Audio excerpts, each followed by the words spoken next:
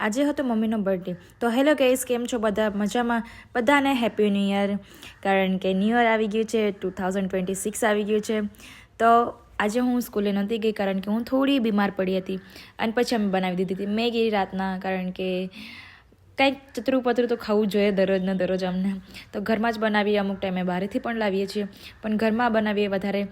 તો અમે બનાવીએ છીએ આજે મેગી. કેવી રીતના બનાવીએ છીએ તમે જો. અમે પહેલાં મસાલો નાખી દીધો હતો બધા, અને પછી એની શેઝવાન ચટણી નાખી દીધી અને મિક્સ કરી નાખેલું હતું. પછી એની ઉપર ચીઝ નાખેલું હતું. આ ભાઈનો પગ તૂટી ગયો છે, છતાં પણ એને તો નાચવું જ જોઈએ. આ કારણ કે ખબર નહીં કે એમાં છત ઉપરથી પડી ગયો હતો, મતલબ અગાસી ઉપરથી. પછી મેગી બની ગઈ તો હું આવી ગઈ હતી કે જલ્દી મને પહેલાં આપો. તો એ મારા આંટી મને આપતા જ નહોતા અને મસ્તી કરતા કે સાઈડે હતો, હું નહીં આપું.